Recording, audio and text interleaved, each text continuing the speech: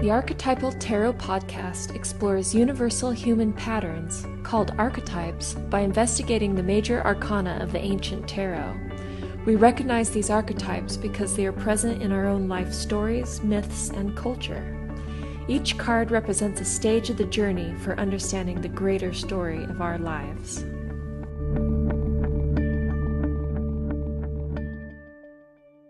Welcome to the Archetypal Tarot Podcast.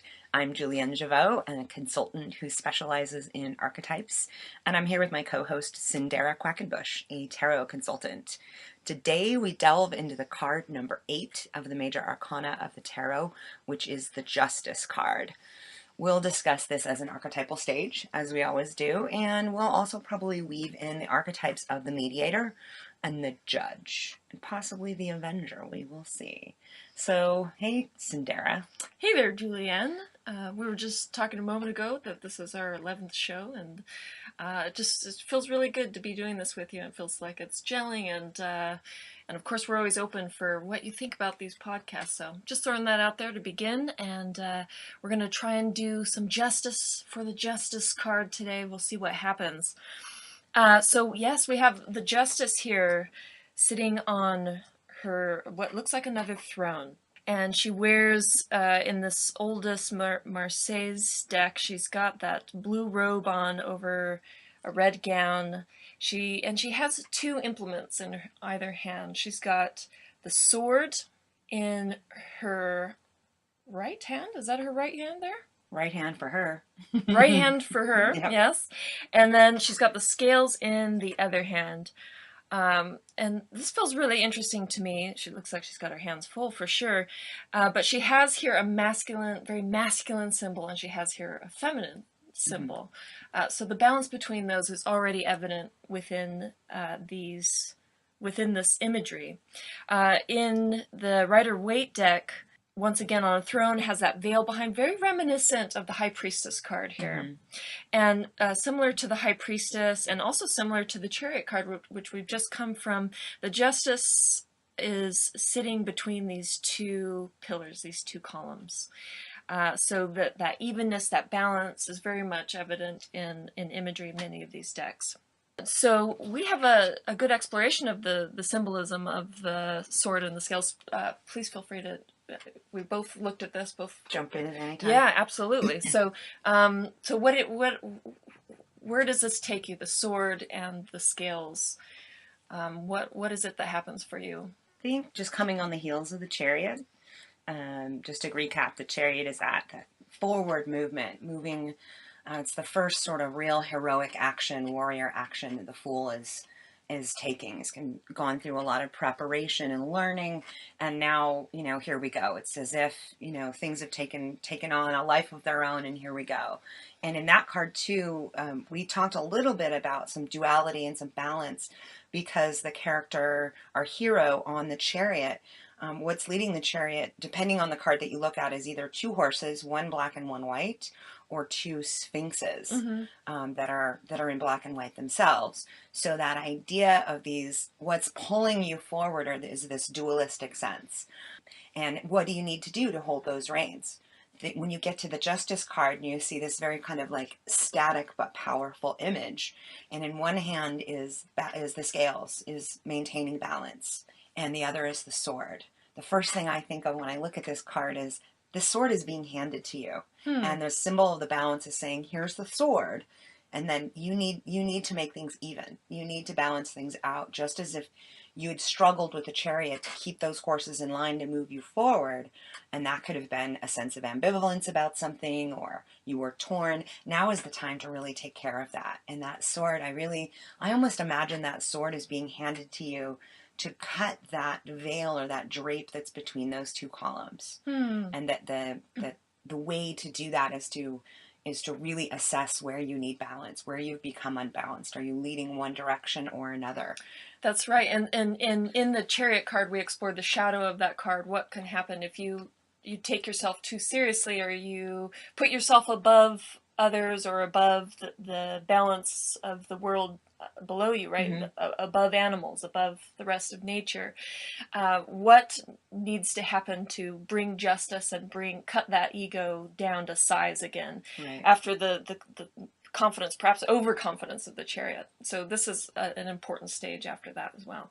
Absolutely. I think too, the something that just struck me that's interesting about this card is this, after that sort of moving forward, the idea of what you just said, of like putting yourself above the natural world, where if you look at that as in terms of, an internal psychology, if you're letting the ego be who you think you are in this journey, the justice, this stage, is to have wisdom and judgment about, like, whoa, have I gotten too big for my britches, and who am I really? Which is, this whole journey, I think, is a metaphor for finding out who you are authentically.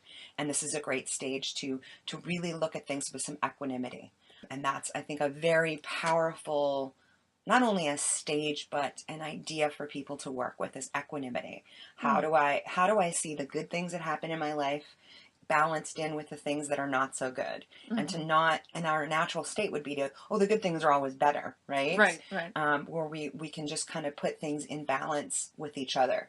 And this, I did a little bit more research on that, more sort of like traditional tarot interpretations of it, because I come at it just archetypally. But there was a really a lot of it. Joseph Campbell and Jung talked about a rending or a tearing away of part of the habit of who you think you are. And this seems like a good stage, because we're already moving, and now it's like, okay, more needs to be shorn off. And that idea of that can be a painful process. Oh yeah, absolutely.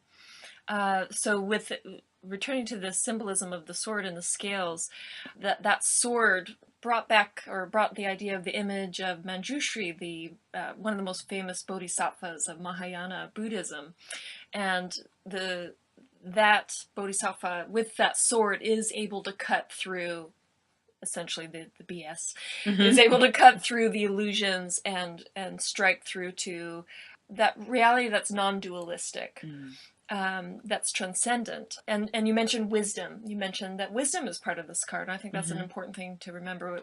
We might get caught up when we see justice, and we might think courts or have negative reactions to what justice might mean from what we've heard in the news, but that this card actually reaches back to a sense of wisdom, to the Athena, actually. And and it's interesting that it's also a feminine figure, or a female figure, that's holding this archetype for us. And a little bit androgynous as well. When I see this, sure. I was like, that's a woman, but it's a man. And again, that's like, we don't know. It's this imbalance. Yeah, it's left a little unclear. Yeah, that's right, for sure. I think when people think of the judge archetype, they think of judgmental and judgmentalism.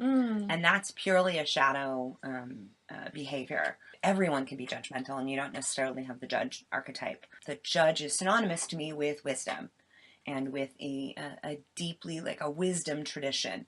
There's something traditional about judges, people who can take in all sides and not take sides. To have that, and they go back to whatever they're learning or whatever their experiences are, and they go to find that wisdom. That's, to me, the heart of the judge archetype, and the idea of justice, of being able to use that wisdom and trust that wisdom will bring justice, instead of, I need to pick a side based on, whatever the political air or benefit might be.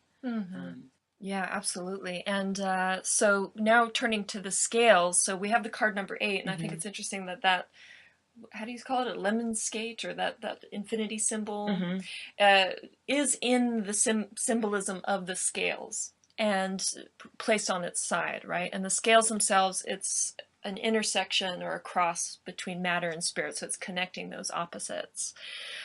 In mythology, what comes to mind is Ma'at, or the Egyptian goddess who, in the underworld, after you died, if you were, you had to weigh, your heart was weighed against this feather of truth, and it would dictate whether you would be able to go on into the realm of eternity afterwards with the rest of the I don't know, good folks, good behaving The folks, people with the or properly weighted heart. or with a good heart. Maybe they did some bad things, but they had true hearts about it. I don't know. But yeah, so that we have this sense of what creates true balance. Is it being good all the time? Or is it about doing the things that complete the whole? And it's interesting to think about the collective unconscious in the sense that the way that people act out, that it's sometimes a symptom of the culture. It's a way of balancing out the culture. If people don't feel that they're heard or that they can express themselves in society, you see graffiti finding its way onto the city street. So I think that it's an interesting way to look at balance, as how the unconscious, whether on a personal level or on a collective level, can be part of this card and reflected in the scales. Sure, absolutely. And I think as looking at this as a stage where that balance is coming up, and kind of bringing in the idea of equanimity, and that like the fact that we can make quick judgments about what we've done doesn't always get us the truth, because we've made a judgment, which means we're like ipso facto, it is like this. I was good or I was bad. This is saying, no, there's a balance here, and that judgment doesn't mean condemnation. That means it's an examination, and that bringing in of the wisdom where we will get a lot more from it, because a judgment is like, rubber stamp, done. This is saying, no, you've got to dig deeper. You've got to bring in, this sense of equanimity and get the wisdom from it. And that, to me, that process enables us to have that sword and sort of rend away those, the veil of sort of self-deceit that we all end up being kind of wrapped up in. And I think it's warning, too, against suppressing certain parts of yourself, because the more you suppress them, the more that you don't take care of them and acknowledge them, the more that they're going to be running your psyche, or coming up for you. Running the show, right? And how many people you may have known who tried to be good, and then something big builds up inside them, and boom. Yeah. One day things go down, go much differently, right? Yeah. We hope you're enjoying this episode, and we invite you to become a part of the Archetypal Tarot team by becoming a patron. It's super easy, and there are some awesome rewards for joining. So just visit tiny.cc/tarot for more information. And now back to our program. And so, in speaking of equanimity, both of us in our separate studies of the Justice card found that story of Solomon, the myth of Solomon. Do you want to tell or talk a little bit about that story? I'll give the Post-it note version of Solomon. And I think most people are familiar with the wisdom of Solomon, and the two mothers who were basically arguing over the child, and so they went to the King Solomon, and he was to decide. And they each kind of presented their cases. This is my child, and I want him. This is like the original kind of divorce court type thing. But, and essentially what he says is, well, then I will chop the child in half, and you can each have half. And the one mother goes, no, absolutely not. No. She can have, please let her have him. I want him to live. And then so he, at least in the stories that I've heard, granted the child to the woman who cared most about the child. So it's that like kind of coming down to the really how you feel, where the other one kind of prevaricated a little bit.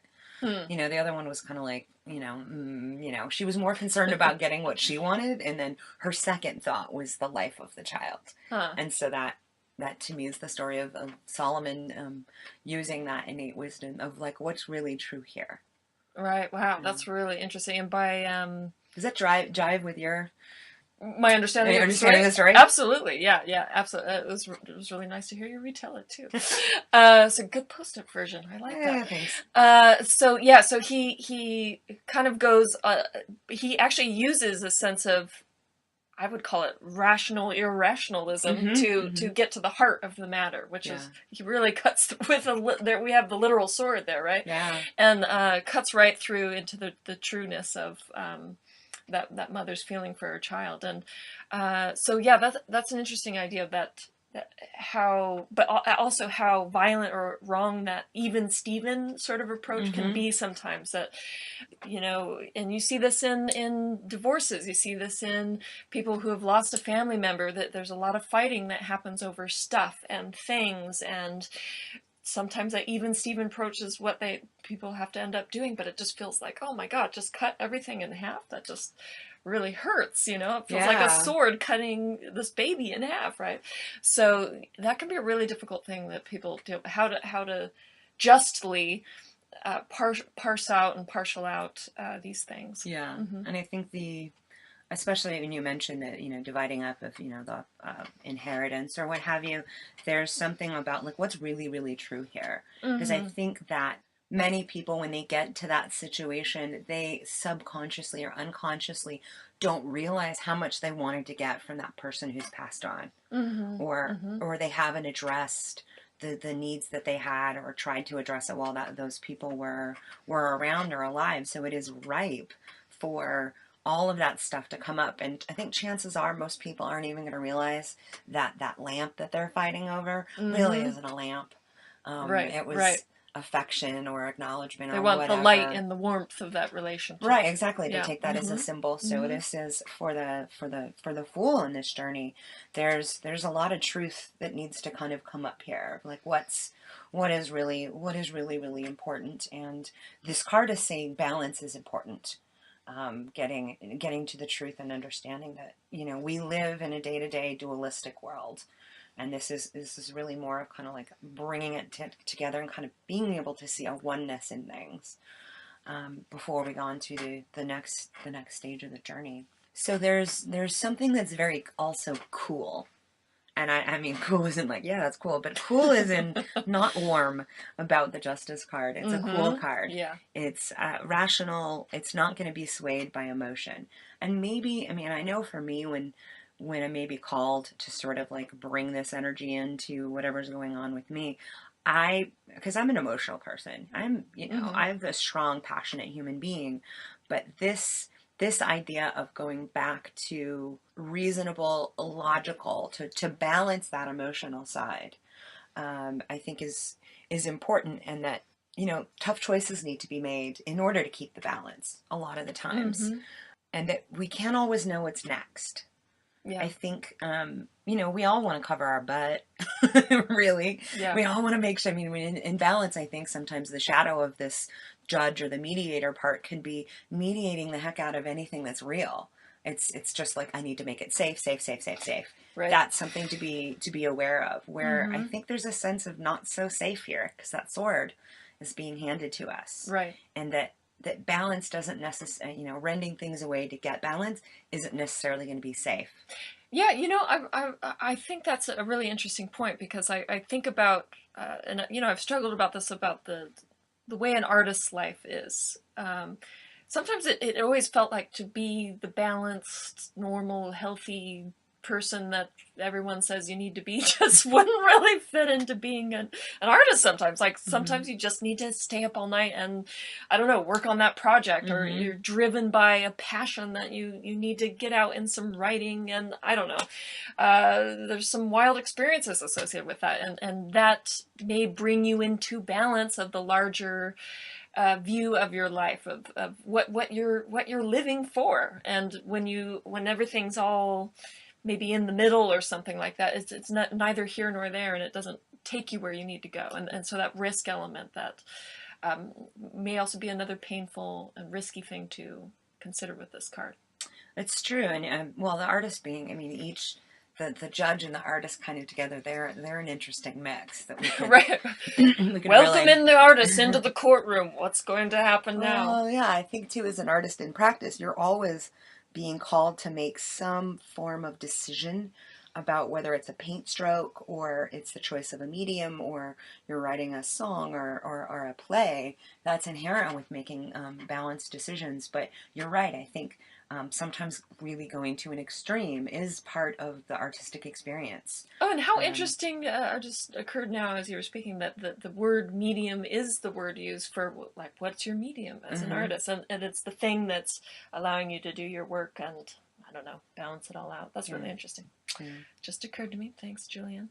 I think something really important going from the hero, which is very, very subjective. It's very much like I'm on my way. The chariot hero warrior kind of moving forward. We are now called to be objective. We go from the extreme subjective world, it's all about me, right? Right. To, Right. whoa, wait a minute. We have to put our objective lenses on here. That's exactly what this card calls for when it comes up in a tarot spread, is that you need to back away from your question a little bit, because it's all about me, right? And try and view it dispassionately. Try and view it, how would an outsider see this? And that can be helpful to, have your tarot consultant there to help you with that, right? How does someone from the outside see this issue, see this problem? And how can I maybe try on some different perspectives that are going to kind of help me to step away from, oh God, but I feel so strongly about this. Yeah, right? yeah. And so that's really big. Peeling away those projections. Yeah. That we've had, and that emotions will heighten those projections. Like they just, it's as if that lamp gets brighter in the projection when our emotions are amazing sort of tool to kind of make that happen, and it can happen in a good way, but we don't typically want to dim that projection and bring it back. But that is, again, I think each one of these stages and each one of these archetypes is enabling us through its own different way to pull those projections back and to really seat ourselves in a deeper part of ourselves. I have, it's too much to go into for the podcast, but I have a great exercise that I think is appropriate to justice, which is just a shadow process that can be fairly short. It's actually something the Integral Institute came up with for pulling those projections back and getting that objectivity back. Oh, great. And what it does is it puts you into the shoes of the other person, and you go into their subjectivity, doing it in different voices, and then that brings you back to objectivity. So I think that's really important if people are kind of listening to engage in work that lets you step outside your own sort of personality and take on things. So let's discuss some films that surround the subject of justice. How does justice show up in the movies? Well, I think every good story is probably going to have some sort of arc where it involves a rebalancing or a justice. So when I was looking around for films, I was looking for mediators and those wisdom carriers, those people who are showing compassionate objectivity, which is, I think, at the heart of the judge as well as the mediator. And just really quick, if people are interested in the difference between the mediator and the judge, the mediator really comes from, they're kind of an offshoot of the judge. I think of the judge as sort of being the first one around, which is about that wisdom and objectivity. The mediator takes those qualities and is never really called to make any judgment at all. So they sort of take that mediator quality of being able to facilitate. They're a facilitator between groups or between ideas. So they can pay attention to each group and be able to create a space or a common language that they can either interpret or get the groups to be able to speak to each other. So that's kind of my take on the differences between the mediator and the judge.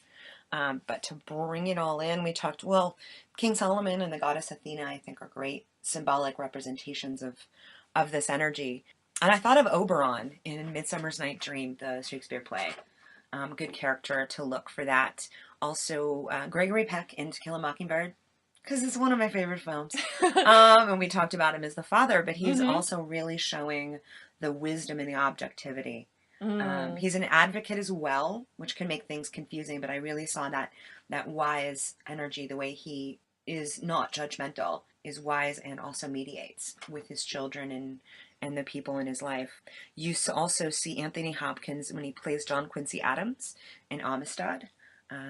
That was a good one. And in the Lord of the Rings series, Hugo Weaving plays Elrond, the king of the elves. But because there are those really difficult moments where you have to make those decisions based on this very, very balanced thing. And you see that in his character a lot. For the shadow, if anyone's watching the show Game of Thrones, it's the HBO program, fascinating show. There's a character named Cersei who's very much showing the shadow judgments, those quick evil judgments The Father in East of Eden, which is a James Dean film. Ooh. And I didn't want to pick all those bad judges, like the people who are literally judges, because that's too easy. Everyone can see that. You know, you can see People's Court or whatever. Right. You know, you've got Judge Judy. Yeah. And I will mention one thing about that is that if you are not taking back your projections, similar to going through all that stuff after the death or divorce, and if you have personal issues that aren't sorted out in there, that a lot of people take them out into people. They take you see it on those television shows. They need to get their justice and out in the open with lots of people watching on television. So I think that's definitely points to the shadow side of that. Yeah, I think that's a big part of the shadow side at this stage, is getting too caught up with it. I think this is a very internal process for the Fool to go through.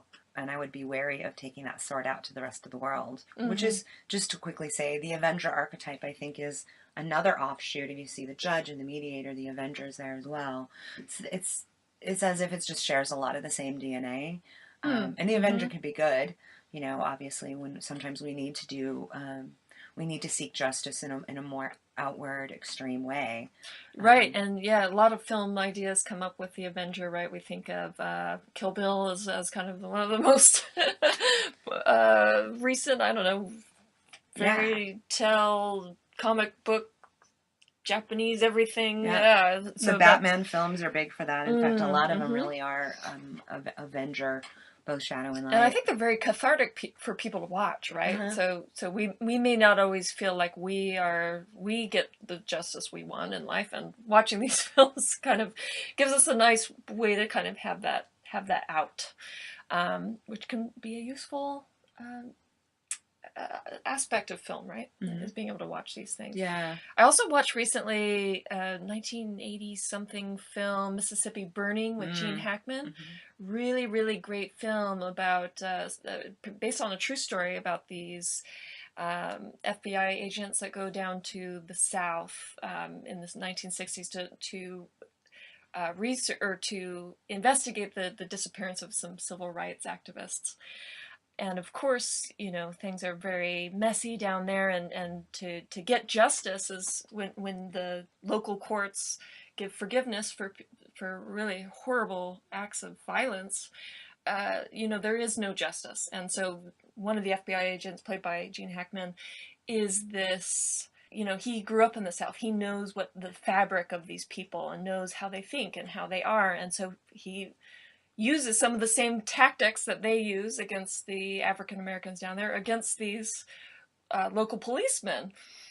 So it's an interesting question about taking justice into your own hands, and if you play by the same rules they do and you get justice a different way, it could be, if there's underrepresentation of a certain group of people, is that justified? Is that at that point and in that time appropriate? So I kind of pose that as a question to put out there. If there's any comments from listeners, it's an interesting discussion to have, right? Well, thematically, the whole film is about imbalance. Right. Yeah, I mean, from beginning to end. So I think you make a really good point. So what do you think, to me, to just sum up, justice, this stage, it urges us first to observe, right? To try to be an impartial observer, to see if there's any unbalances, and then what adjustments need to be made. And there's such a strength in this card to say you really need to do whatever is necessary to bring things back into balance. And that could be your physical health, your emotional health, socially, spiritually, and to take this time to be more objective about things, and you know, as that moves us on to sort of the next stage. Absolutely, that's a wonderful way to sum it up. Well, thanks. So yes, let's give our thanks to the. I'm going to out you as a Libra now. Yeah, I'm a Libra. That's my sun sign. So I think that's why we have a good rapport. I'm Gemini. We're able to talk really well. So. Yeah, I think that could be part of it. You know, Libras are social people too, so there's that aspect of being able to connect and Yeah. be able to see different parts of people. I think it's one of the skills of the Libras. The skills and the scales. Mhm. Thank you very much, Julienne. Thank you, Cyndera. And so this has been another podcast, Archetypal Tarot Podcast. Thanks for joining us. Next time, I believe we have the Hermit. I know, going from Justice and into the Hermit card. I know. So it feels like a chance for some self-reflection after getting some justice, or dealing with that difficult sword, right? Mm-hmm. Coming back together, I think. Yeah. So I'm really looking forward to that next stage, and I also want to mention that there's a wonderful book out there about archetypes and tarot called Jung and Tarot by Sally Nichols, and that's Carl Jung, or Jung, Jung, Jung and Tarot. Check it out. There's a lot of these kinds of symbolic explorations. And do you want to give them our little email there? Yeah, get a hold of us. You can email us at atpodcast@archetypist.com. That's ARCHETYPIST.com. And we'd love to hear from you. Thanks so much. See you next time. We hope you enjoyed this episode, and we invite you to become a part of the Archetypal Tarot team by becoming one of our patrons. Our patrons are awesome. So if you're interested, visit tiny.cc/tarot for more information and the awesome rewards for joining. That's tiny.cc/tarot.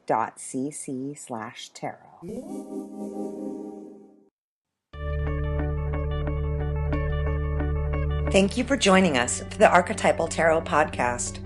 For more information on Cyndera's work, please visit her website, tarotdreamstone.com. For more information on archetype consulting, visit archetypist.com. That's ARCHETYPIST.com. Thanks for listening.